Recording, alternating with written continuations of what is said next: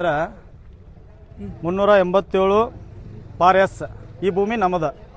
ಈ ಭೂಮಿ ನಮ್ಮದು ಅಂದ್ರೆ ಹೆಂಗಂದ್ರೆ ಸರ್ಕಾರ ಇಂದಿರಾ ಗಾಂಧಿ ಇದ್ದಾಗ ನಮಗೆ ಭೂಮಿ ಕೊಟ್ಟಿರೋದು. ಪುನಃ ಸರ್ಕಾರ ಇದ್ದಾಗ 4 ಎಕರೆ ಭೂಮಿ ಕೊಟ್ಟಿದ್ರು. ಆ ಭೂಮಿ ನಾವು ಹಂಗೆ ಮಾಡ್ಕೋತ ಹಂಗೆ ನಮ್ಮ ಅಜ್ಜಾರು PSI ಇದ್ದರು. ಅವ್ರು ಯಾವಾಗ ರಿಟೈರ್ಮೆಂಟ್ ಆಗ್ತಾರಲ್ಲ ನಾವೆಲ್ಲರೂ ಕೂಡಿ ಅದನ್ನು ಏನೋ ಒಂದು ಬೇರೆ ಉದ್ಯೋಗ ಮಾಡಬೇಕು, ಅದ್ರೊಳಗೆ ನಾವು ದುಡ್ಡು ತಿನ್ನಬೇಕು ಅನ್ನೋದು ನಾವು ಇತ್ತು. ಆದ್ರೆ ಈ ಆನಂದ್ ಗೊಟ್ಟಡಿಕೆ ಅದಲ್ಲ ನಮಗೆ ಗೊತ್ತಿಲ್ಲದೇ ನಮ್ಮ ಆಯಿ ಹೆಸರು ತೆಗೆದ ಬೇರೆದವ್ರ ಹೆಸರಲ್ಲೇ ಅದನ್ನು ಮಾಡಿ ಮತ್ತು ಅವರಿಂದ ಖರೀದಿ ಕೊಟ್ಟಾನ. ಆಮೇಲೆ ನಮ್ಮ ಅಜ್ಜಾರ್ದ ರಿಟೈರ್ಮೆಂಟ್ ಆಯ್ತು. ರಿಟೈರ್ಮೆಂಟ್ ಆದ ಕೂಡಲೇ ನಾವು ಈ ಕಾಗದ ಪತ್ರಗಳನ್ನು ತೆಗಿಯೋಕೆ ಶುರು ಮಾಡಿದ್ವು. ತೆಗಿಯೋಕೆ ಶುರು ಮಾಡಿದಾಗ ನಮಗೆ ಬೆಳಕಿಗೆ ಬಂದದ್ದ ಈ ಆನಂದ್ ಗೊಟ್ಟಡಿಕೆ ಹೆಸರು. ಇದು ಹೆಸರು ಯಾಕೆ ನಾವು ಬಂದು ಅಂದ್ರೆ ನಮ್ಮ ಅಜ್ಜ ಒಮ್ಮೆ ಹೋಗಿ ಆನಂದ್ ಗೊಟ್ಟಡಿಕೆ ಕಡೆ ನಮ್ಮ ಎಲ್ಲ ಪೇಪರ್ಸ್ ಎಲ್ಲ ಕೊಟ್ಟು ಬಂದಿದ್ದ.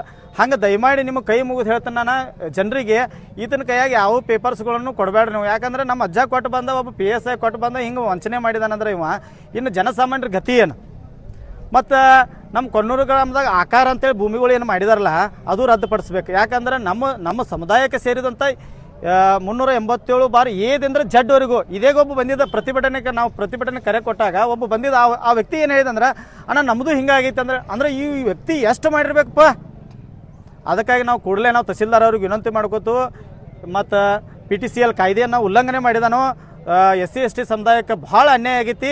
ಈ ಆನಂದ್ ಗೊಟ್ಟಡಿಕೆನ ಮತ್ತು ಆತನ ಸಹಚರನ ತಕ್ಷಣ ಅರೆಸ್ಟ್ ಮಾಡುವಂಥ ಕೆಲಸ ಆಗಬೇಕು. ಇಂಥ ಪ್ರಕರಣಗಳ ತನಿಖೆ ಆಗಬಾರ್ದಂತೇಳಿ ನಾವು ವಿನಂತಿ ಮಾಡ್ಕೋತೀವಿ.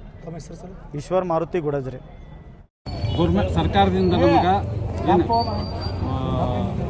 387 ಜಡ್ವರೆಗೆ ಸರ್ಕಾರದಿಂದ ಮಂಜೂರಾದಂಥ ಜಮೀನುಗಳನ್ನು ಮಂಜೂರು ಮಾಡಿದ್ವಿ. ಅದರಲ್ಲಿ ಬಾಂಡ್ ರೈಟ್ ಆನಂದ್ ಗೊಟ್ಟಡಿಕೆ ಇರುತ್ತನೋ ನನ್ನ ಸ್ವಂತ ಜಮೀನನ್ನು 387/S ದಲ್ಲಿ ಜಮೀನನ್ನು ಮಾರಾಟ ಮಾಡಿ ಇಲ್ಲಿ ನರಗುಂದವರಿಗೆ ಮಾರಾಟ ಮಾಡ್ಯಾನ. ಬೇರೆದವ್ರನ್ನ ನಮ್ಮ ಹೆಸರು ಮೇಲೆ ನಿಲ್ಲಿಸಿ ಅದನ್ನು ಸಬ್ ರಿಜಿಸ್ಟರಲ್ಲಿ ನೋಂದು ಮಾಡಿಸಿ ಅದನ್ನು ಇನ್ನೊಂದು ಸರ್, ಈಗ ಸರ್ಕಾರಿ ಅಧಿಕಾರಿಗಳ ಜೊತೆ ಶಾಮೀಲಾಗಿ ಆನಂದ್ ಗೊಟ್ಟಡಿಕೆ ಅವರು SC/ST ಜಮೀನುಗಳನ್ನ ಸರ್ಕಾರಿ ಪಡ ಮತ್ತು ಆಕಾರಿ ಪಡ ಕೂಡ ಮಾಡಿದಾರೆ, ಅದು ಒಂದು ಆರೋಪ ಕೇಳಿ ಬರ್ತಾ ಇದೆ. ಅದ್ರ ಬಗ್ಗೆ ತಾವು ಏನು ಧ್ವನಿ ಎತ್ತಲಿಲ್ಲ? ಎಲ್ಲ ಆಕಾರ ಪಡ ಮತ್ತೆ ಏನು ಇದು ಮಾಡ್ಯಾರಲ್ಲ, ಕೂಡಲೇ ಸರ್ಕಾರ ಕ್ರಮ ಕೈಕೊಂಡು ಅವನ್ನೆಲ್ಲ ನಮ್ಮ ದಲಿತರಿಗೆ ಇದನ್ನ ಮಾಡಿ ಕೊಡ್ಬೇಕು, ಮರಳು ಕೊಡ್ಬೇಕು, ಪುನಃ ಮರಳಿ ಕಳಿಸ್ಬೇಕು, ಕೊಡ್ಬೇಕು. ತಮ್ಮ ಹೆಸರು ಸರ್? ನನ್ನ ಹೆಸರು ಕೆಂಪಣ್ಣ ರಾಮಪ್ಪ ಗುಡಾಜ್, PSI ನಿವೃತ್ತಿ.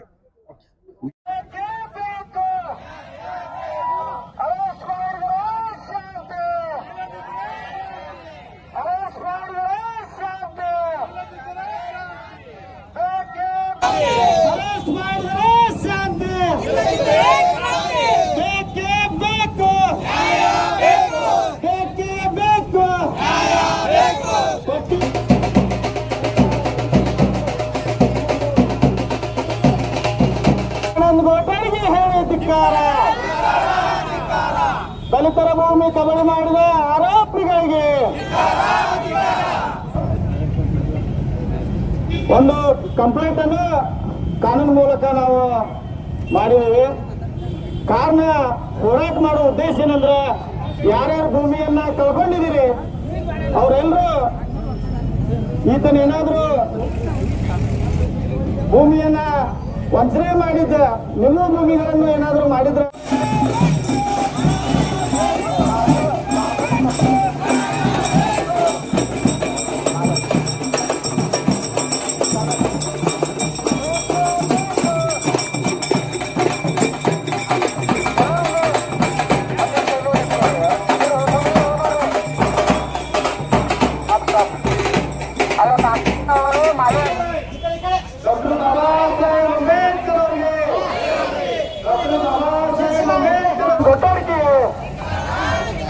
ದಲಿತರ ಭೂಮಿಯನ್ನು ಪಾಲಿಸಿದ ಆನಂದ್ ಗೊಟ್ಟಡಿಕೆಗೆ ನನ್ನ ದಲಿತ ಸಹೋದರರಿಗೆಲ್ಲರಿಗೂ ನನ್ನ ನಮಸ್ಕಾರಗಳನ್ನು ತಿಳಿಸುತ್ತಾ, ಇವತ್ತಿನ ವಿಷಯ ಏನಪ್ಪಾ ಅಂತಂದ್ರೆ, ಕೊಣ್ಣೂರು ಗ್ರಾಮದಲ್ಲಿ ಬರ್ತಕ್ಕಂಥ 387S ಮತ್ತು N ಇನ್ನುಳಿದಂತ ಜಮೀನು ಸಾಧಾರಣ ಒಂದು 400 ಎಕರೆ ಜಮೀನವನ್ನ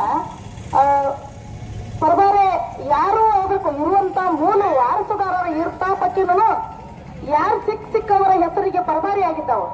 ಅದು ಹೆಂಗ ಪರಬಾರಿ ಆಗ್ಯಾವಪ್ಪ ಅಂತಂದ್ರ, ಎಲ್ಲಿ ಸಿಕ್ಕಂಗ ನನ್ನ ಕಾಗದ ಪತ್ರಗಳ ಮೇಲೆ ಹೆಬ್ಬಟ್ಟುಗಳನ್ನ ಒತ್ತಿ ಹೆಬ್ಬಟ್ಟುಗಳ ಮುಖಾಂತರ ನನ್ನ ಬರೀ ಓನ್ಲಿ ಯಾರ್ದು ಅದ್ರೊಳಗೆ ವಾರಸುದಾರ ಎಲ್ಲರೂ ಇದ್ರೂ ಕೂಡ ಅದಕ್ಕೆ ಬೇಕಾದಂತ ಕಾನೂನಿನ ಡಿಸಿ ಅವ್ರ ಪರ್ಮಿಷನ್, ಎಸ್ ಸಿ ಅವ್ರ ಪರ್ಮಿಷನ್ ಅದು ಯಾವುದು ಇರ್ಲಾರ್ದನ ಓನ್ಲಿ ಗ್ರಾಮ ಲೆಕ್ಕಾಧಿಕಾರಿ ಮಟ್ಟದೊಳಗ ಎಲ್ಲಾ ಜಮೀನುಗಳು ಪರಬಾರಿ ಆಗಿದಾವೆ.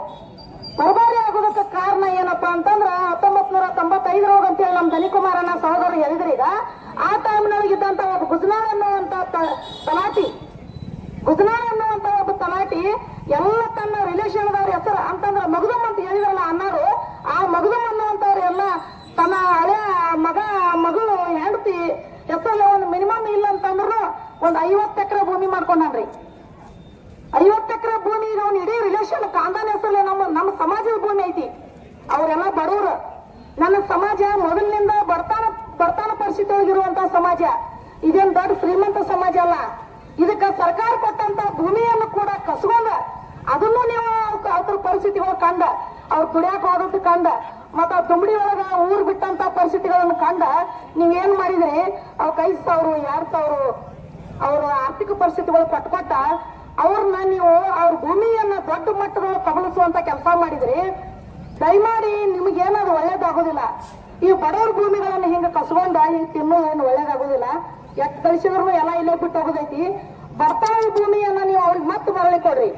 ಯಾರು ಈ ಕೆಲಸವನ್ನು ಮಾಡಿದಿರಲ್ಲ ಅವ್ರ ಮೇಲೆ ಕಾನೂನಿನ ಸೂಕ್ತ ಕ್ರಮ ಆಗ್ಬೇಕ. ಅವ್ರದ್ದು ಏನು ಲೈಸೆನ್ಸ್ ರದ್ದಾಗ್ಬೇಕ. ಅವ್ರನ್ನ ಇಮಿಡಿಯೇಟ್ ಎಟ್ ಕೇಸ್ಗಳೆಲ್ಲ ಓಪನ್ ಆಗಿ ಅವ್ರನ್ನ ಅರೆಸ್ಟ್ ಮಾಡುವಂತ ಕೆಲಸ ಆಗ್ಬೇಕಿಲ್ಲ. ಈಗ ಅದನ್ನು ಬಿಟ್ಟ ನೀವು ಏನೋ ಒಂದು ಸುಮ್ಮ ಈ ಹುಡುಗಾಟಿಕೆಗಾಗಿ ಇದನ್ನ ನಾವು ಹೇಳಿದೆವು ನೀವು ಆದ್ರಿ ಅಂತ ನೀವು ತಿಳ್ಕೊಬೇಡ್ರಿ.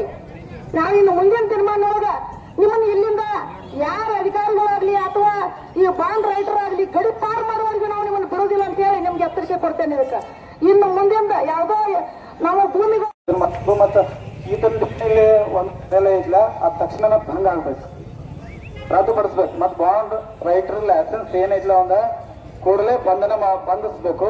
ಮತ್ತು ನಾವು ಪೊಲೀಸ್ ಇಲಾಖೆಗೆ ಮಾಡ್ತೇವೆ. 8 ಪ್ರಕರಣಗಳ ಅವನ ಮೇಲೆ ದಾಖಲದಾವ. ಏನ 8 ಪ್ರಕರಣಗಳು ದಾಖಲದಾವ. ಆತನನ್ನು ಕೂಡಲೇ ಬಂಧನ ಮಾಡು ಅಂತೇಳಿ ನಾವು ವಿನಂತಿ ಮಾಡ್ಕೊತೀವಿ.